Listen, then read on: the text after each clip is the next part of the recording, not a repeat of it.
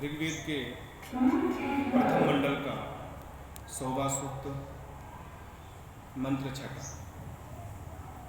ऋषि अंगिरा देवता इंद्रा छंदः भवति। ओम सामन्युमिः समदनस्य कर्तार्केभिर्नृभिः सूर्यं सनत् अस्मिन् हंसत्पते पुरोहूतो मरुत्वान्नो भवत्विन्द्र ऊती स्वाहा।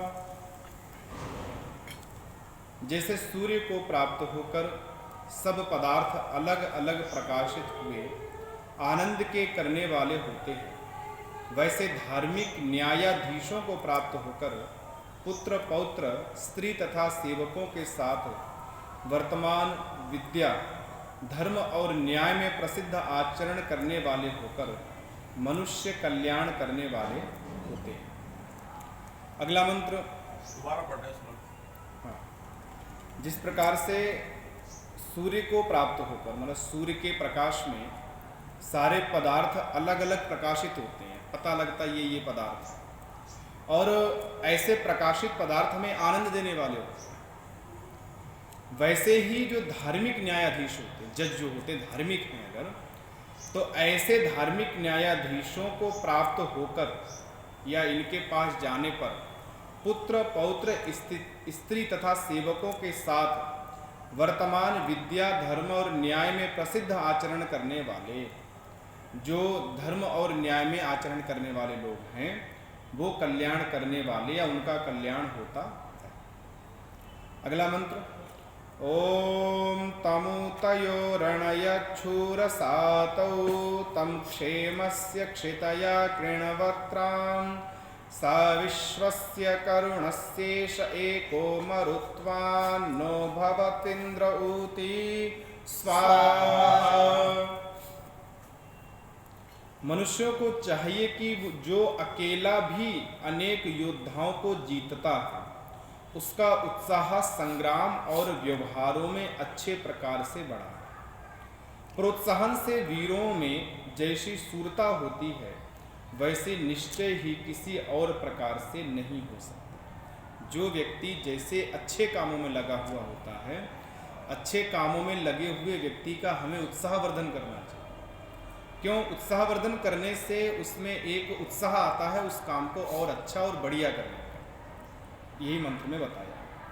अगला मंत्र ओम तमप्सन्ताशवस उत्सवेषु नरो नरमवसेतं धनाय सो अंधे चित्तमसि ज्योतिर्विदन्मरुत्वान्नो भवत्विन्द्र ऊती स्वाहा।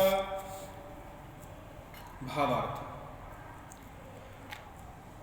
हे मनुष्यों, जो शत्रुओं को जीत और धार्मिकों का पालना कर विद्या और धन की उन्नति करता है, जिसको पाकर सूर्य प्रकाश के समान विद्या के प्रकाश को प्राप्त होते हैं, उस मनुष्य को आनंद मंगल के दिनों में आदर सत्कार देगा, क्योंकि ऐसा किए बिना किसी को अच्छे कर्मों में उत्साह नहीं हो सकता। अगला मंत्र ओम सा सव्येन यमति व्राधतश्चित्स दक्षिणे संगृभीता कृतानि सा किरीणा चित्सनिता धनानि मरुत्वान् भवत्विन्द्र ऊती स्वाहा।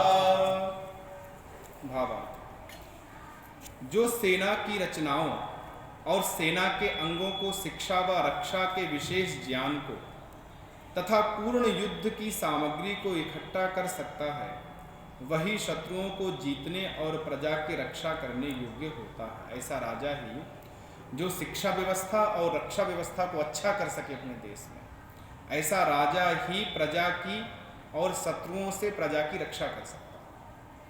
अगला मंत्र ओम सग्रामेभिः सनिता सारथेभिर्विदे विश्वाभिर्कृष्टिभिर्दन्वद्य सा पौंसेभिराभिभूरस्तोर्मरुत्वान् भवत्विन्द्र ऊती स्वाहा। हे मनुष्यों को चाहिए जो पुर, नगर और ग्रामों में अच्छे प्रकार रक्षा करने वाला, व पूर्ण सेनांगों की सामग्री सहित जिसने कला कौशल तथा अस्त्र शस्त्रों से युद्ध क्रिया को जाना हो और परिपूर्ण विद्या तथा बल से पुष्ट शत्रुओं के पराजय से प्रजा की पालना करने में प्रसन्न होता है, वही सेनादि का अधिपति करने योग्य है, अन्य नहीं। ऐसा व्यक्ति जो हर प्रकार से सेना को, हर प्रकार से प्रजा को पुष्ट करे, ऐसे व्यक्ति को ही सेनापति या राष्ट्र रक्षक बनाना चाहिए। ओम त्र्यंबकं यजामहे सुगंधिं पुष्टिवर्धनम् उर्वारुकमिव बन्धनान् मृत्युर्मोक्षीयमामृतात् स्वाहा।